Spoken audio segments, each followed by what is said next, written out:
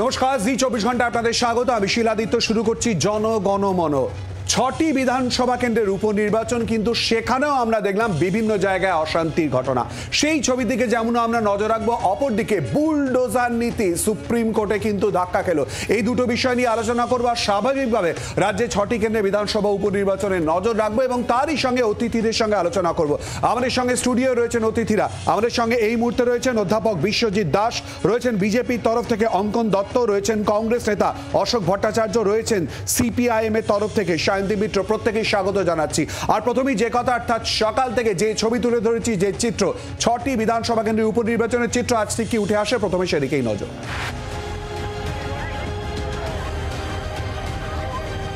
বুধবার রাজ্যের 6 বিধানসভা কেন্দ্রে উপনির্বাচন মিটল, তবে অশান্তির মেঘ কাটল না। কোচবিহারের মাদারিহাটে বিজেপি প্রার্থী রাহুল লোহারকে ঘিরে বিক্ষোভ দেখানো হয়। তার গাড়ি লক্ষ্য করে ইট বৃষ্টি করে বিক্ষুব্ধ জনতা। দফায় দফায় বিক্ষোভের মুখে পড়েন বিজেপি প্রার্থী। এর পাশাপাশি মাদারিহাটের 115 নম্বর বুথ থেকে বিজেপির পোলিং এজেন্টকে বের করে দেওয়া হয় বলে অভিযোগ। ঘটনাটা হয়েছে রানিং গাড়িতে, ঠিক আছে, পিছনেই ছিলাম আমরা। এটা কোনো ওরা এখন রানিং গাড়িতে একজন এখান থেকে ওরা বলছে পাথর ধাক্কা মেরে চলে গেছে। সিতাই থেকেও দফায় দফায় অশান্তির খবর এসেছে। সিতাইয়ের 2 নম্বর বুথে ইভিএম এর ওপর সাদা টেপ লাগানো ছিল বলে অভিযোগ ওঠে।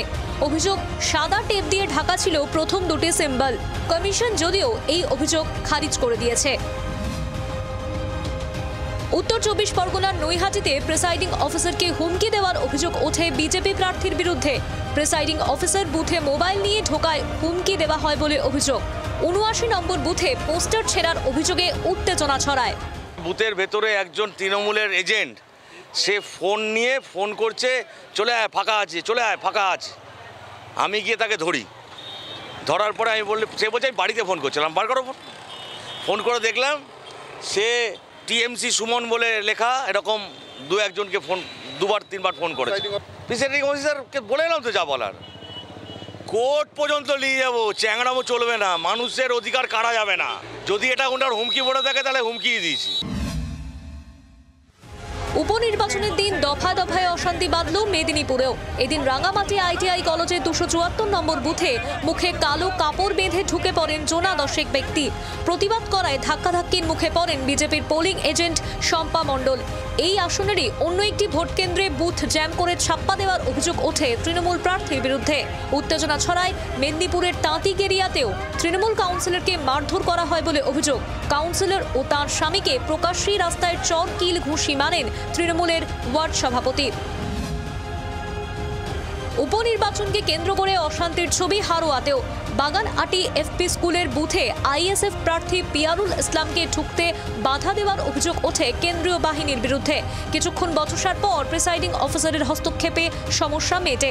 মোহাম্মদপুরে ছাপ্পা ভোটের অভিযোগ তোলেন আইএসএফ প্রার্থী। পাল্টা তাঁর বিরুদ্ধেই কমিশনের নালিশ ঠোকে তৃণমূল। ব্যুরো রিপোর্ট, জি 24 ঘন্টা। কেন বারবার এই অশান্তির ঘটনা উঠে আসবে, এই নিয়ে আমরা আলোচনা করব। আমাদের সঙ্গে আলোচনায় অংশগ্রহণ করেছেন এই মুহূর্তে রাজনৈতিক বিশ্লেষক সম্বিত পাল এবং রয়েছেন বিজেপি নেতা অর্জুন সিং। আর পরপর ঘটনাগুলো নিয়ে আলোচনা করব। প্রথমেই যে প্রসঙ্গটা উঠে আসছে, অর্থাৎ নৈহাটিতে ভোট, কিন্তু ভাটপাড়ায় এইরকম উত্তেজনা, শুট আউটের ঘটনা, মৃত্যু। অর্জুন দা, কেন বারবার এই ঘটনা ঘটবে, আর ভাটপাড়ার নামই বা শিরোনামে কেন চলে আসবে?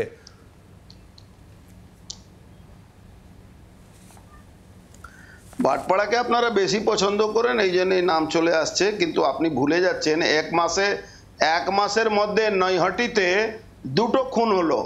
একটা ঋষি বঙ্কিম কলেজের সামনে তৃণমূলের একটা টিমকে পিটিয়ে মেরে দিল। আর পরশুদিন তৃণমূলের যে ওখানকার প্রধান আছে, একটা গরিব মানুষকে পিটিয়ে মেরে দিল। এবার থাকলো ভাটপাড়ার কথা। ভাটপাড়া হোক, ব্যারাকপুর, যে কোনো জায়গা হোক, পশ্চিমবাংলা যে কোনো জায়গা হোক, প্রশ্ন হচ্ছে যখন পুলিশ প্রশাসন আর ক্রিমিনাল আর পার্টি, সরকারি পার্টি जब এক হয়ে যাবে, তো অপরাধকে কেউ আটকাতে পারবে না। অপরাধী অপরাধ করছে। আপনি জানেন এই ঘটনাটা ঘটেছে কেন? এই ঘটনাটা থানার পিছনে, একদম থানার পিছনে মদের ঠেক, জুয়া ঠেক, হিরোইন বিক্রি করে, ওখানে 2টো কুলি লাইন আছে। কুলি লাইনে ঘর দখল করে বিক্রি করা। এই যে ছেলেটা যে খুন হলো আজকে, এই ছেলেটা একটু প্রতিবাদী ছেলে ছিল, আগে সিপিএম করতো, তারপরে তৃণমূল করছিল, একটু প্রতিবাদী ছেলে ছিল। এবার প্রতিবাদ করতে গিয়ে এই পার্থভৌমিকের তৃণমূল যেটা আছে, যেটা সোমনাথ শ্যাম, পার্থভৌমিক, ক্রিমিনালদের যে তৃণমূল আছে, যারা কোটি কোটি টাকা তোলা তুলে, তাদের এই চোখের কাটা হয়ে গেছিল। তার জন্য একে 2 বছর আগেও মারার চেষ্টা হয়েছিল, আবার আজকে ওকে মেরেই ফেলে দেওয়া হলো। একদম থানা থেকে 25 মিটারে দূরে, থানার বাউন্ডারি শেষ হচ্ছে 25। তৃণমূলের অবস্থা এমন আছে কি যারা সিপিএম থেকে তৃণমূলে এসেছিল তারা এখন তৃণমূলকে কবজা করে নিয়েছে, আর যারা তৃণমূল প্রকৃত আকারে করতো তারা প্রতিবাদ করলেই বা মার খাচ্ছে বা জেলে চলে যাচ্ছে। কারণ পুলিশ অর্জুনদা একটুখানি আটকাচ্ছি, আপনি সোমনাথ শ্যামের কথা বললেন, সঙ্গে পার্থভৌমিকের কথা। আজকের ঘটনায় পার্থভৌমিক ইতিমধ্যেই যে কথা বলেছে আপনার সম্পর্কে, আপনার নাম কেন বারবার উঠে আসে আমি তো বুঝতে পারি না, এটা সম্পর্কেও জানতে চাইবো। পার্থভৌমিক বলেছেন রেপুটেড ক্রিমিনাল, খুনি আপনার সম্পর্কে, পায়ের তলার মাটি সরে গেছে, নৈহাটিতে শান্তিপূর্ণ ভোট হচ্ছে এবং তারই সঙ্গে খবরে থাকতে চান, 4টে খুন করা কোনো ব্যাপার নয়, অর্জুন সিং রেপুটেড ক্রিমিনাল, খুনি। কি বলবেন আপনি পার্থভৌমিকের এই বক্তব্যে? আচ্ছা, পার্থভৌমিক ভুলে যাচ্ছে কি তৃণমূল কংগ্রেস পার্থভৌমিকের আগে থেকে অর্জুন সিং তৃণমূল কংগ্রেস করত। এই পার্থভৌমিকরা আমার চেলুয়া বললেও খারাপ হবে, চেলুয়াদের চেলুয়া ছিল। এই পার্থভৌমিক তরুণ অধিকারী বলে তৃণমূলের নেতা ছিলেন ওখানে নৈহাটিতে। বুঝলাম, কিন্তু আপনার নাম কেন উঠে আসছে বারবার করে অর্জুনদা হসপিটালের সামনে? আর বলছি, আরে আমার নাম আর না আসলে তো আপনার নাম আসবে না শিলাদিত্য দা, নাম তো আমারই আসবে। কেন? আমি তো ওদের বিরুদ্ধে লড়াই করছি, তো আপনার নাম আসবে না, আমারই নাম আসবে। এবার আপনি দেখুন পার্থভৌমিক যার কথাটা বলছিল কি পঙ্কজ মেরেছে, পঙ্কজের লোকরা মেরেছে, এই দেখুন এই ক্যামেরাতে পঙ্কজকে কেক খাওয়াচ্ছে এই সোমনাথ শ্যাম ওর জন্মদিনে। তাহলে পঙ্কজ কার লোক আছে এটা দেখে নিন। অর্জুন সিং এর নামে না বললে কার নামে বলবে? এখানে তো কারো একটা নামে বলতে হবে। আপনার সঙ্গেও তো পার্থভৌমিকের ছবি ছিল একসময়, এখন না হয় দূরত্ব, পুলিশের ভূমিকা নেই। আরে আমার পার্থভৌমিকে তো আমি ক্রিমিনাল বলবো না, পার্থভৌমিক ক্রিমিনালের সর্দার বলতে পারি, কিন্তু পার্থভৌমিকের সঙ্গে এই যে আর নাম নিচ্ছে, যে লোকটার নাম নিচ্ছে পঙ্কজ, সে পঙ্কজকে কেক খাওয়াচ্ছে, আর সেই পঙ্কজ নাকি জেল থেকে মার্ডার করিয়ে দিচ্ছে। অর্জুনদা আপনার নামটা কেন বারবার করে চলে আসে এই সমস্ত ঘটনায়? ভাটপাড়া হলেই অর্জুন সিং এর নাম ঘুরে ফিরে কেন চলে আসে? আচ্ছা, ভাটপাড়া হলে আপনি তাহলে অপমান করছেন। ব্যারাকপুরে পুরো বাংলাতে তৃণমূল কংগ্রেস কিছু হলে আমাদের নাম নেবেই, না নেবে ওদের তো চলবে না, ওদের দোকানদারিটা তো ওর উপরেই আছে। আজকে তৃণমূল কংগ্রেসের কাছে পুলিশ আর গুন্ডা বাদ দিয়ে কিছু নেই, তার নাম নিলে কি হবে?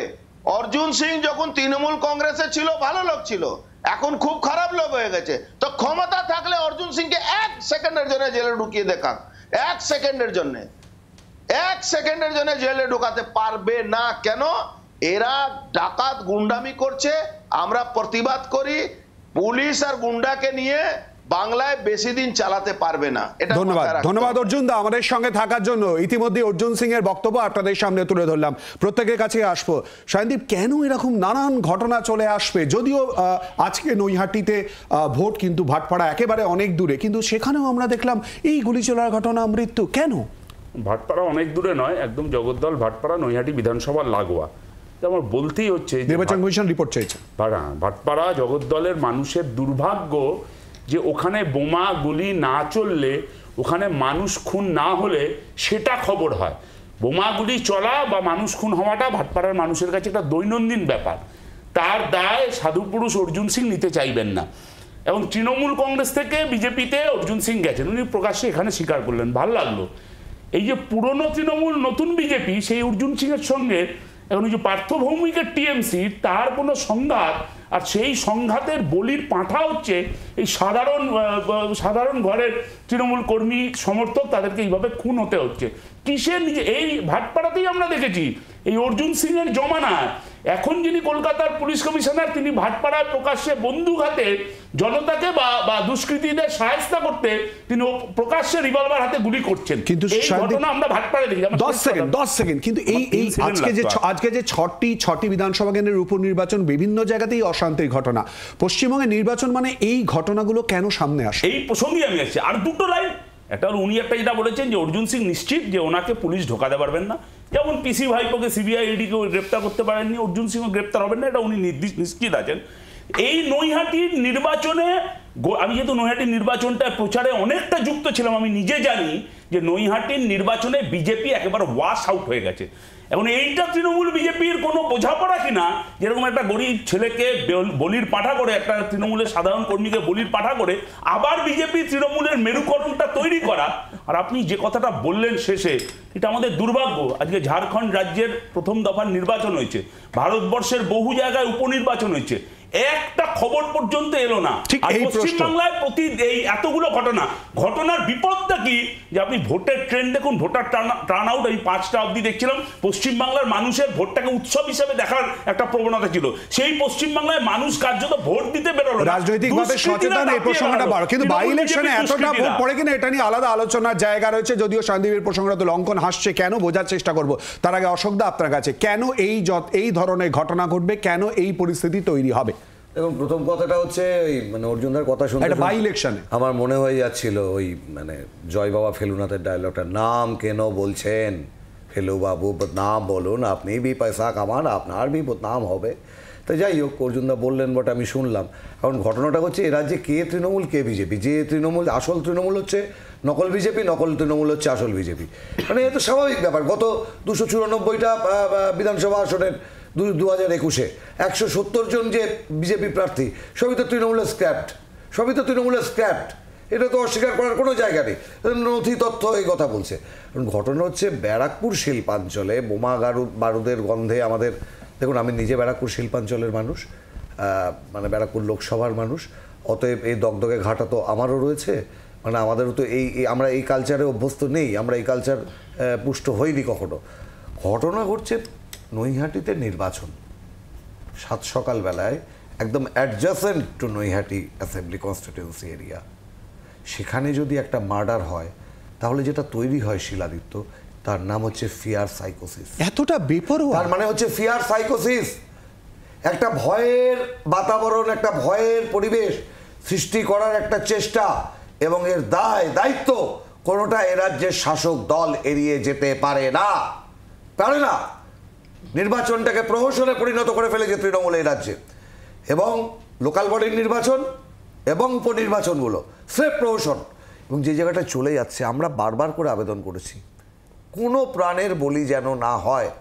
এবং আমরা নির্দিষ্টভাবে বলছি, আমাদের পশ্চিমবঙ্গ প্রদেশ কংগ্রেসের সভাপতি শুভঙ্কর সরকারও বারবার করে বলেছেন যে আজকের যে খুন, এটাকেও আমরা নির্বাচনী সন্ত্রাসের অঙ্গ হিসাবেই দেখতে চাই। নির্বাচন কমিশন ইতিমধ্যে রিপোর্ট তলব করেছে, যদিও এই পুরো জায়গা তার আওতায়। কিন্তু একটা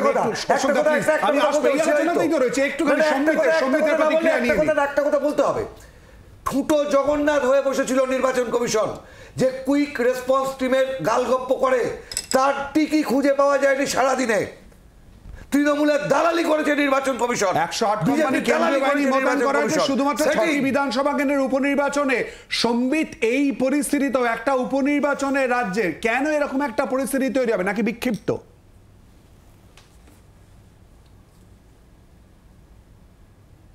ভোট হয়েছে আজকে 1583টি বুথে ভোট হয়েছে, সেখানে কয়েকটি কেন্দ্র থেকে এই ধরনের খবর পাওয়া গেছে। কিন্তু সেটা বিষয় না, বিষয় সেটা হচ্ছে যে অশান্তি ছাড়া পশ্চিমবঙ্গে ভোট হয় না, ভায়োলেন্স ছাড়া ভোট হয় না, মৃত্যু ছাড়া ভোট হয় না। এটা একটা ভয়ঙ্কর প্রবণতা পশ্চিমবঙ্গের রাজনীতিতে গত কয়েক দশক ধরে চলে আসছে, এবং সেটা একটা লজ্জাজনক পরিস্থিতি সৃষ্টি করে সারা ভারতবর্ষের পরিপ্রেক্ষিতে।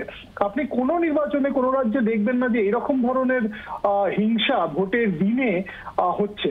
এটাকে আমরা নর্মালাইজ করে ফেলেছি, আমাদের কাছে এটা আর কোনো গায়ে গায়ে সব ব্যাপার হয়ে গেছে যে হ্যাঁ পশ্চিমবঙ্গে নির্বাচন হলেই এই ধরনের ঘটনা ঘটবে। কিন্তু কেন ঘটবে এই ধরনের ঘটনা? আপনি যদি বলেন যে এখানে কেন্দ্রীয় বাহিনী ছিল, কেন্দ্রীয় বাহিনী ঠিক আছে, তারা বুথ পাহারা দিয়েছে, সেখানে গন্ডগোল হয়েছে, এটা আসলে এক ধরনের, এইটাকে আমরা কোনোভাবেই জাস্টিফাই করতে পারি না। একটা যুক্তি থাকে যে রাজনৈতিকভাবে সচেতন মানুষেরা রাজনৈতিকভাবে যদি সচেতন হয় তাহলে হিংসার পথে কেন তারা যাবেন? একটা গণতান্ত্রিক পরিবেশে বাস করছেন, এটা আসলে হচ্ছে গাজওয়ারির একটা চেষ্টা। এলাকা দখল, যেখানেই দেখবেন আপনি যে এক দল আরেক দলের কাছে একটুখানি খাটো হয়ে যাচ্ছে, একটু পিছিয়ে পড়ছে, সেখানেই এই গন্ডগোল হচ্ছে। এই যে ব্যারাকপুর শিল্পাঞ্চলের কথা হচ্ছিল, এখানে একটা অদ্ভুত পরিস্থিতি কাজ করে এবং ওই বারবার অর্জুন সিং এর নাম কেন আসে সেটা নিয়েও আপনি প্রশ্ন করছিলেন অর্জুন সিংকে। তার কারণই হচ্ছে যে এখানে পার্থ ভৌমিকরা, অর্জুন সিংরা, তারা একে অপরের সঙ্গে লড়াই করে যাচ্ছে যে তাদের এলাকায় কোন এলাকায় কার আধিপত্য থাকবে। এই ব্যবস্থা যতদিন চলতে থাকবে ততদিন ধরে এই ধরনের ঘটনা হবে এবং এটার প্রতিবাদ যদি সাধারণ মানুষ না করেন, রাজনৈতিক নেতৃত্বরা তারা যদি দায় না নেন এবং এটাকে নর্মালাইজ করে দেন, তাহলে সেটা পশ্চিমবঙ্গের ভবিষ্যতের পক্ষে খুবই খারাপ। এখন তো অবশ্যই খারাপ, ভবিষ্যতের পক্ষে আরো খারাপ। বিশ্বজিৎ, আপনার কাছে আসবার এই উপনির্বাচনের মধ্যেই মেদিনীপুরে তৃণমূল বনাম তৃণমূল এবং তাঁতিগেড়িয়ায় তৃণমূল কাউন্সিলর এবং তার স্বামীকে চড় কিল ঘুষি, কি বলবেন? না দেখুন, এটা তো অনভিপ্রেত এবং যেহেতু নির্বাচন কমিশন ভাটপাড়ার এই ঘটনাতে রিপোর্ট তলব করেছে, সেহেতু এই কেন্দ্রে যদি নির্বাচন নাও হয় তাহলেও ভাবতে হবে যে এই খুনটা নির্বাচনের সঙ্গে সম্পৃক্ত ছিল। দ্বিতীয় যে কথা বলবো, দেখুন আমরা রাজনীতি নিয়ে কথা বলছি, কিন্তু যে এলাকার রাজনীতির কথা বলছি, ভাটপাড়া, জগদ্দল, নৈহাটি, এই ভাটপাড়া জগদ্দল এই অঞ্চলটা যে শিল্পাঞ্চলের কথা বলা হচ্ছে, এটা কিন্তু কখনোই দুষ্কৃতি মুক্ত ছিল না। এখানে রাজনীতিকে, আমি বলছি রাজনীতিকে নিয়ন্ত্রণ করছে যারা দুষ্কৃতী তারা। অর্থাৎ কে কোন রাজনৈতিক দলের পতাকা বইছে সেটা নয়, পেশি শক্তি কার বেশি আছে। এবং যে পেশি শক্তি, আপনি 13 বছর কেন, তার আগে থেকে দেখুন না, আপনি এই অঞ্চলের পরম্পরাটা দেখুন, যে শুধুমাত্র তাই নয়, এইখানে রাজনীতি ছাড়া যে বাটোয়ারা, সেই বাটোয়ারার ভাগ বাটোয়ারা কি করে হবে? পেশি শক্তি যেদিকে থাকবে সেই দিকে রাজনৈতিক দলগুলো যাবে। দেখুন, প্রশাসনের দায়িত্ব অস্বীকার করা যায় না, প্রশাসনের একটা দায়িত্ব আছে, এই দায়িত্ব মানতে হবে। কিন্তু তার পাশাপাশি শুধুমাত্র প্রশাসনকে দায়ী করলেই এই এলাকা শান্ত হবে না। আর আজকে অর্জুন সিং বলছেন যে তৃণমূল কংগ্রেস এই ছিল, তৃণমূল কংগ্রেসের এই গুন্ডা, তৃণমূল কংগ্রেসের এই গ্রুপিজম। কারণ অর্জুন সিং যখন তৃণমূলে ছিল তখন তৃণমূল কংগ্রেস থেকে তিনি দেখেননি এটা। তার মানে তৃণমূল কংগ্রেস বা ভারতীয় জনতা পার্টিটা বিষয় না, বিষয় হচ্ছে কার পেশি শক্তি আছে, কে ওই অঞ্চলের দখল এবং অর্থনৈতিক দখল নেবে সেটা। সেই কারণে পুলিশ এবং প্রশাসনকে আরো অনেক বেশি সচেতন এবং তৎপর এই অঞ্চলে হতে হবে। নাহলে এই অঞ্চলের মানুষ শুধু একটা ভোটের জন্য প্রাণ হারাবে না, এই অঞ্চলের মানুষের মধ্যে যে ভয়ের কথা হচ্ছে, আশঙ্কার কথা হচ্ছে, এটা সংক্রামক রোগ আরো ছড়িয়ে পড়বে। সুতরাং প্রশাসনের তৎপরতা এবং যথেষ্ট পরিমাণে এই ঘটনা ঘটার পরে যিনি ওখানকার দায়িত্বে আছেন তিনি সঙ্গে সঙ্গে বলেছেন যে মিনিট টু মিনিট নয়, তারা তদন্ত করছে এবং যত তাড়াতাড়ি সম্ভব এই ঘটনার সঙ্গে যারা যুক্ত তাদেরকে মানে শাস্তি দেওয়ার জন্য, এবং আমরা চাই তাদের দৃষ্টান্তমূলক শাস্তি হোক, যাতে এই আতঙ্কটা, এই ভয়টা ভোটারদের থেকে এবং এই অঞ্চলের মেদিনীপুরের সঙ্গে এই প্রশ্নগুলো ছিল এই কারণেই যে সার্বিকভাবে কেন নানান এরকম ঘটনা, বিক্ষিপ্ত বলুন বা হিংসাত্মক বলুন, কেন এই ঘটনা? শান্তি প্লিজ, অঙ্কনের কাছে আসতে। ফিয়ার সাইকোসিসের কথা হচ্ছিল, এই গোটা 6টা উপনির্বাচনে সবচেয়ে কম ভোট পড়েছে নৈহাটিতে। বুঝলেন ফিয়ার সাইকোসিসটা কি? অঙ্কন নৈহাটি সমেত, এবং শান্তদীপ যখন কথা বলছিল তখন তুমি হাসছিলে, তারই বা কারণ কি? এবং অপরদিকে নৈহাটি সহ সার্বিক চিত্রে এই মুহূর্তে বিজেপির অবস্থান। না, সায়নদীপ কথা কেন, সায়নদীপ দা প্রচারে গেছিলেন, আমিও দেখেছিলাম। তো সায়নদীপ দ্বারা সিপিএম রঞ্জিত কুণ্ডুর নৈহাটিতে, গোপাল বসুর নৈহাটিতে একজন সিপিএম এর প্রার্থী খুঁজে পাননি, যারা একটা সময় সিপিএম এর বিরোধিতা করেছিল এবং এবারের নির্বাচনে, লোকসভা নির্বাচনের বিষয়, এটা বিজেপি কি করে ঠিক করে দিচ্ছে? না না না, আমি বলছি আরে বাবা আসতে দাও, কথাটা শেষ করতে দাও। তো যারা এই সিপিএম যারা বলেছিল যে এই সিপিআইএমএল হচ্ছে তৃণমূলের বি টিম, কারণ তৃণমূলকে লোকসভা নির্বাচনে তারা সমর্থন ঘোষণা করেছিল বিজেপিকে হারাতে, নো ভোট টু বিজেপির ডাক দিয়ে, এখন তাদের কাছে যেতে হচ্ছে, কারণ 10,000, 8,000, 5,000 এই জায়গায় নেমে এসেছে না ভোট সিপিএম এর। অঙ্ক থেকে বাস্তবের লড়াইয়ে বিজেপি কি করলো, বিরোধীরা কি করলো, আমরা জানার চেষ্টা করবো। অঙ্কন আসবো একই বিষয় নিয়ে আসবো জনগণমনতে একটা বিরতির পর। সঙ্গে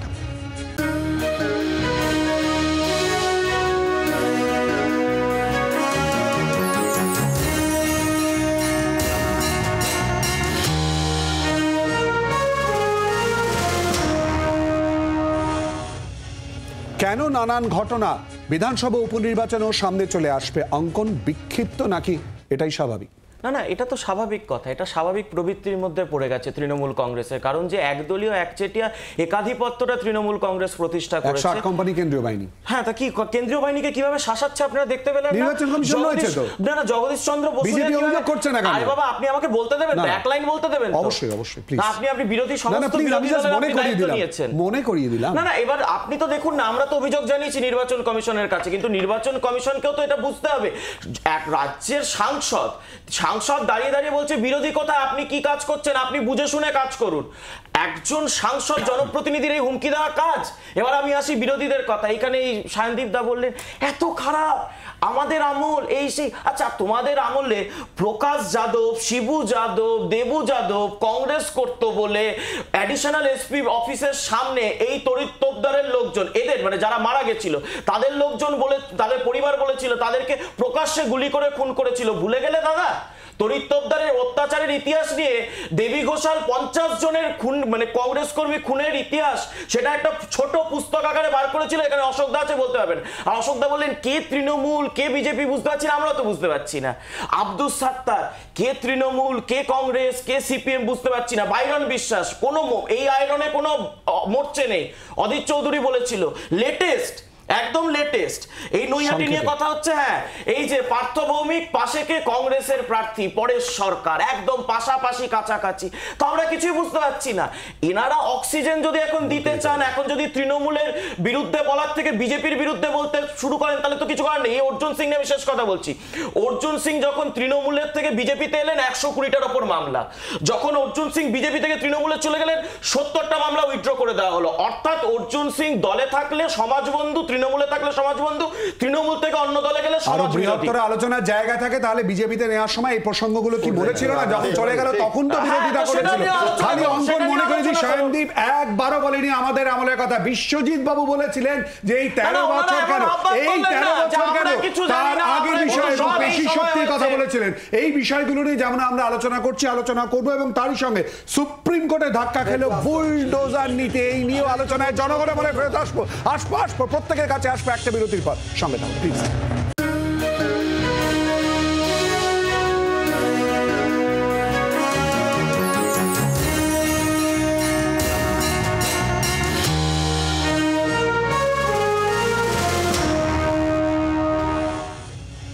জনগণমনায় আমরা আলোচনা করব এবারে সুপ্রিম কোর্টে ধাক্কা খেলো বুলডোজার নীতি। কিন্তু এই আলোচনায় যাবার আগে বারবার করে বিধানসভা উপনির্বাচনের প্রসঙ্গ চলে আসছে, এবং বিশ্বজিৎ বাবু তারই মধ্যে বলেছেন পেশি শক্তির কথা।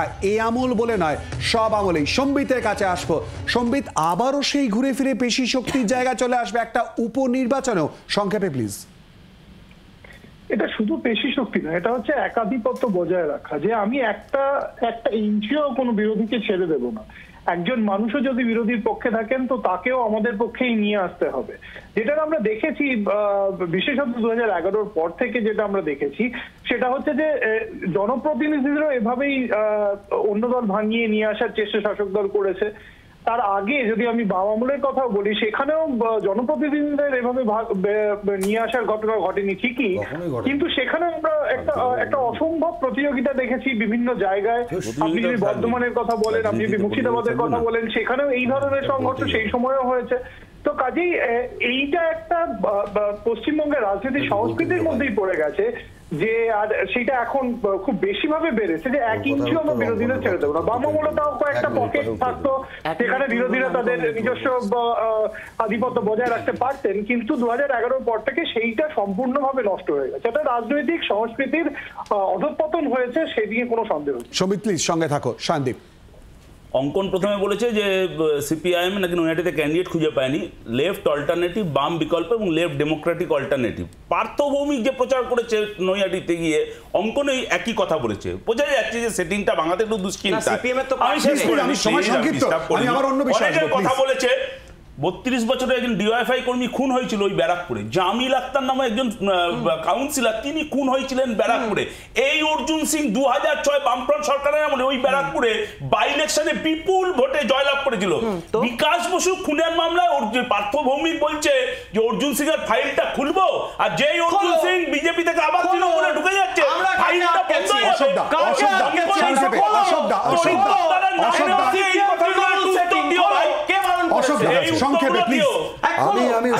আমি অতি সংক্ষেপে বলবো, অঙ্কন মাননীয় বিজেপির মুখপাত্র এখানে অর্জুন সিং এর যে সার্টিফিকেট দিলেন দিতেই পারেন, তার দলের নেতার সার্টিফিকেট তো তিনিই দেবেন, কিন্তু প্রশ্ন হচ্ছে অঙ্কনের এই সার্টিফিকেট শুনে অঙ্কনদের প্রধান মুখপাত্র রাজ্যসভার সাংসদ শ্রমিক দা বোধহয় সত্যি হিক্কা তুলবেন, কারণ শ্রমিক দাকে এই অর্জুন সিং যে ভাষায় তাড়া করেছিলেন সে ভাষা শুনলে অন্নপ্রাশনের ভাত পর্যন্ত উঠে আসতে পারে।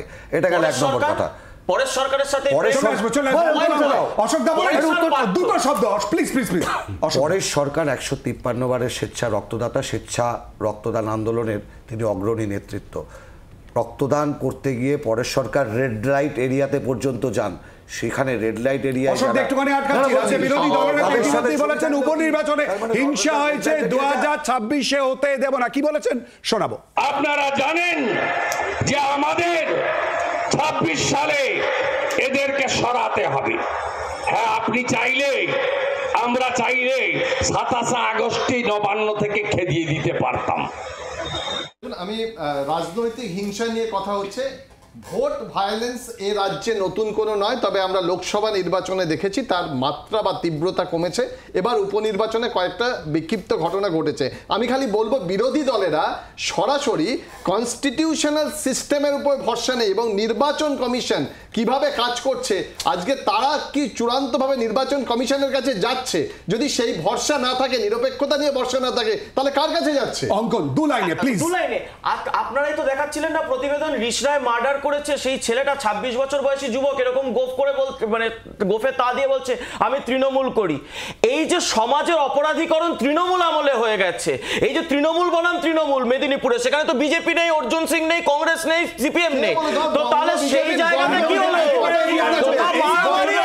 এবারে আমরা যেদিকে নজর রাখবো, অর্থাৎ সুপ্রিম কোর্টে ধাক্কা খেলো বুলডোজার নীতি, দেখাবো। নিয়মবিধির তোয়াক্কা নেই, অভিযুক্ত হলেই বুলডোজার দিয়ে গুড়িয়ে দেওয়া হচ্ছে অভিযুক্তদের বাড়ি। বিজেপির যোগী আদিত্যনাথের উত্তরপ্রদেশ তো বটেই, তাদের শরিক দলের সরকার আছে এমন রাজ্যগুলিতেও এই অভিযোগ উঠেছে বারবার। এ নিয়ে বিরোধীরা যতই সমালোচনার ঝড় বইয়ে দিক, এই পদক্ষেপের জন্য যোগীর প্রশংসা করে তাকে দেওয়া হয়েছে বুলডোজার বাবা তকমা। কিছুটা জনসমর্থন জুটতেই গেরুয়া শিবিরের একাধিক নেতা প্রকাশ্যে বুলডোজার নীতির পক্ষে সওয়ালও করেন, কিন্তু এই নীতির বিরোধিতা করে মামলা দায়ের হয় সুপ্রিম কোর্টে। অতঃপর বুধবার সেই মামলার রায়ে থমকে গেল বুলডোজারের চাকা। এদিন বিচারপতি বি.আর. গাভাই এবং কে.ভি. বিশ্বনাথনের বেঞ্চ জানিয়েছে, বাসস্থানের অধিকার মৌলিক অধিকার, এই অধিকার থেকে নিরপরাধ মানুষকে বঞ্চিত করা সম্পূর্ণ অসাংবিধানিক। বিচারপতিদের বেঞ্চ আরও বলে, এইভাবে ক্ষমতার অপব্যবহার মেনে নেওয়া যায় না। কে দোষী আর কে দোষী নন তা কোনো ব্যক্তি বিচার করতে পারেন না, কেউ এভাবে আইন হাতে তুলে নিতে পারেন না। বেঞ্চ জানিয়েছে, আগে থেকে শো কজ নোটিশ ছাড়া কোনো কাঠামো ভেঙে ফেলা যাবে না। নোটিশ পাঠানোর পর 15 দিন সময় দেওয়া হবে। বুলডোজার নীতি নিয়ে আগেও প্রশ্ন তুলেছিল সুপ্রিম কোর্ট। এদিন শীর্ষ আদালতের রায় গণ্ডি কেটে দিল সেই যন্ত্রযানের গতিবিধিতে, পাশাপাশি পুলিশ প্রশাসনের এখতিয়ারও স্মরণ করিয়ে দিল। ব্যুরো রিপোর্ট, জি24 ঘন্টা। আইনজীবী অনির্বাণ গো ঠাকুরত আমাদের সঙ্গে আলোচনায় অংশগ্রহণ করেছেন। অনির্বাণ বাবু, আপনাকে স্বাগত জানাচ্ছি। বুলডোজার নীতি সুপ্রিম কোর্টে ধাক্কা খেলো কতটা এবং মূলত কি কি বিষয় উঠে এলো? দেখুন, প্রথমেই বলি যে এই যে নীতি, এই যে নামটা হয়েছিল বুলডোজার নীতি, এই বুলডোজার নীতিটা বেসিক্যালি আমার মনে হয় আইনসঙ্গত নয়, যেটা এখন তার মধ্যে শিলমোহর লাগিয়েছেন অনারেবল সুপ্রিম কোর্ট। কারণ যে কোনো প্রপার্টি, আপনি জানেন আমাদের যদিও ভারতবর্ষের মৌলিক অধিকারের মধ্যে রাইট টু প্রপার্টি আগে বিদ্যমান ছিল, কিন্তু যেটা এখন পরবর্তীকালে সরকারের বিভিন্ন উন্নয়নমূলক কাজের অধিগ্রহণের জন্য ওটা মৌলিক অধিকার থেকে সরিয়ে দিয়ে আর্টিকেল 300A তে পৌঁছে দেওয়া হয়, এবং সেখানে তাই জন্য প্রপার্টি রাইট একটা মূল্যবান লিগ্যাল রাইট বা কনস্টিটিউশনাল রাইট হয়ে থাকে। তো এই বুলডোজার নীতিতে দেখা যাচ্ছিল, বা যেটা আমরা সবাই বলছি বুলডোজার নীতি, এই নীতিতে দেখা যাচ্ছে যে একটা মানুষকে তার ভিটে মাটিহীন করে দেওয়ার একটা অদ্ভুত প্রক্রিয়া, উইদাউট এনি নোটিস, কোনো কিছু তাকে না জানিয়ে তার সম্পত্তি নষ্ট করার যে প্রক্রিয়া চলছিল, তার মধ্যে বেসিক কিছু ফান্ডামেন্টাল যেটাকে বলি ল অফ ন্যাচারাল জাস্টিস, তার ভায়োলেশন ছিল। যেমন ল অফ ন্যাচারাল জাস্টিস বলে অদি অলতারেম পার্টেম বলে একটা রুল আছে, no one should be condemned unheard. তো এই নীতিটা সম্পূর্ণভাবে অবজ্ঞা করা হচ্ছিল, কারণ কারোকে কিছু জানানোই হচ্ছিল না যে তার বাড়ি ভাঙচুর হচ্ছে। তার যে নিজেকে তার পক্ষকে সমর্থন করার জন্য যে আইনি প্রক্রিয়া, সেটাকে সম্পূর্ণ অপদস্থ করা হচ্ছিল। তো আমার মনে হচ্ছে সেটা একটা প্রধান কারণ মহামান্য সুপ্রিম কোর্ট আজকে এই রায় দেওয়ার পক্ষে। এবং এছাড়াও বেশ কিছু, এই যে মৌলিক অধিকার না হয়েও একটা ইম্পর্টেন্ট কনস্টিটিউশনাল রাইট, সেটাকে আবার আপহেল্ড করা হলো বলে আমার মনে হচ্ছে। ধন্যবাদ অনির্বাণ বাবু। আর এই নিয়ে আমরা আলোচনা করবো, আমাদের সঙ্গে রাজনৈতিক অতিথিরা রয়েছেন এবং রাজনৈতিক বিশ্লেষক আমাদের সঙ্গে রয়েছেন। প্রত্যেকের কাছে জনগণমনতে একটা বিরতির পর সঙ্গে থাকুন।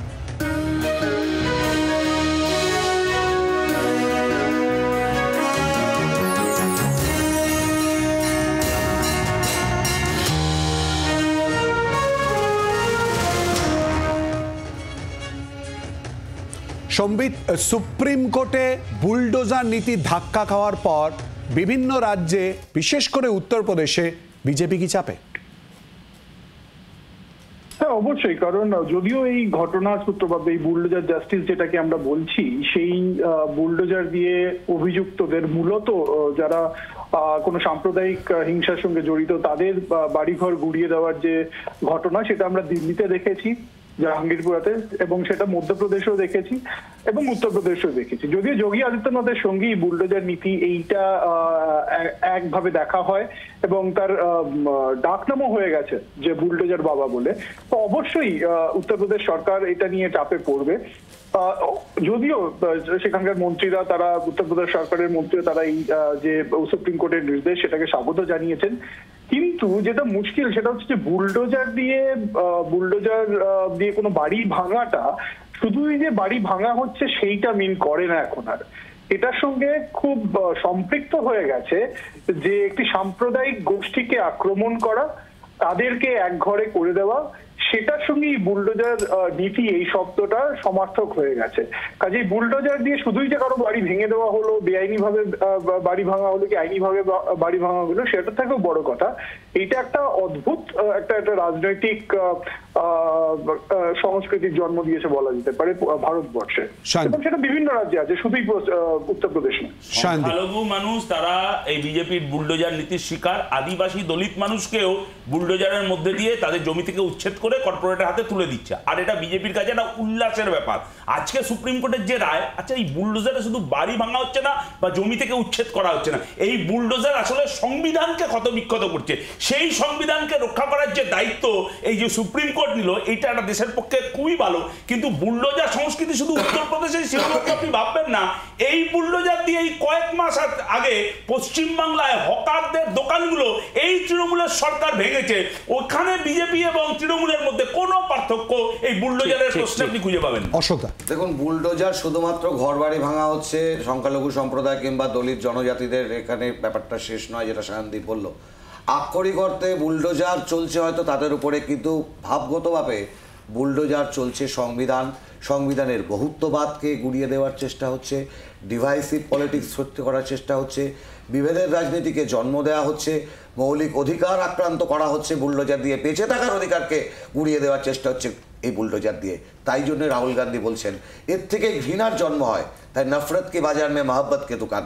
এটাই ভারতবর্ষের বহুত্ববাদ আমাদের শিখিয়েছে, ভালোবাসা ভালোবাসা প্রেম অহিংসা। বুলডোজার সেটাকে নষ্ট করতে চায়।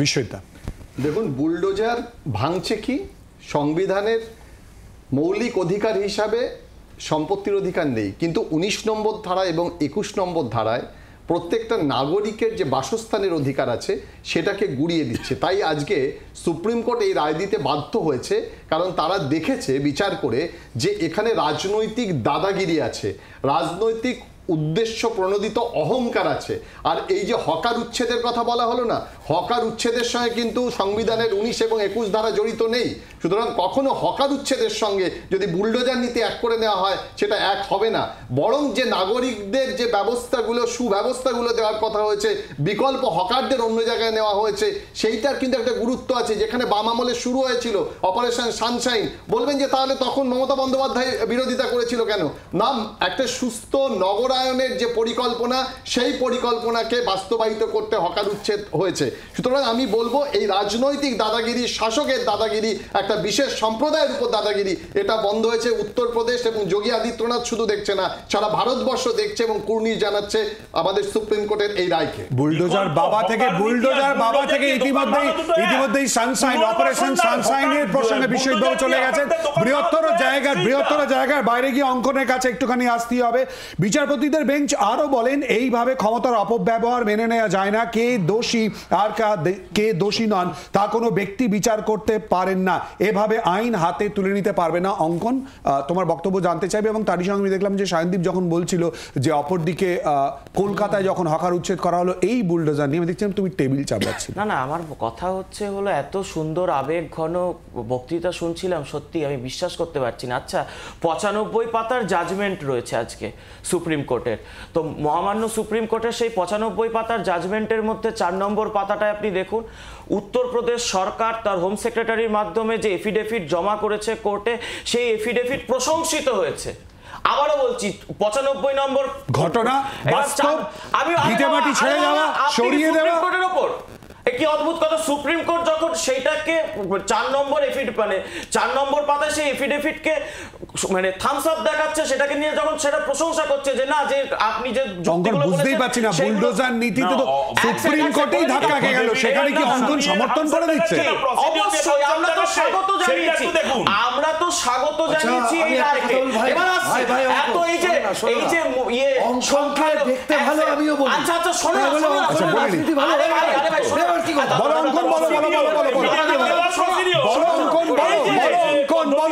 এই যে কেরল সরকার কার বুলডোজার দিয়ে বাড়ি সরিয়ে দিয়েছে আজকে এফিডেভিটে রয়েছে, আজকে রায়ের মধ্যেও রয়েছে। জায়গান বিবি, একজন মুসলিম সংখ্যালঘু পরিবারের বিধবা মহিলার বাড়ি বুলডোজার দিয়ে সরিয়ে দিয়েছে, সেইটাকে তিরস্কার করেছে। কোথায় যাচ্ছে এই কংগ্রেস সরকারের আমলে? বুলডোজার বাবার প্রসঙ্গ কেন চলে এলো? শুনুন না, মুম্বাইয়ে কঙ্গনা রানাউতের বাড়ি কিভাবে বুলডোজার চালানো হয়েছিল, মুম্বাই হাইকোর্ট একবারে উত্তর পাওয়া যাচ্ছে না। উত্তরপ্রদেশের কথা অঙ্কন, উত্তরপ্রদেশের কথা, কোথা থেকে বুলডোজার বাবা এলো, কেন প্রসঙ্গ এলো? না, উত্তরপ্রদেশে বুলডোজার কোথায় চলেছে? আর উত্তরপ্রদেশে অপরাধীদের উপর বুলডোজার চলেছে এবং উত্তরপ্রদেশ নিয়ে সুপ্রিম কোর্ট এক শব্দ বলেনি। দেখান আজকে রায়, উত্তরপ্রদেশ নিয়ে বলেছে, উত্তরপ্রদেশে যা হয়েছে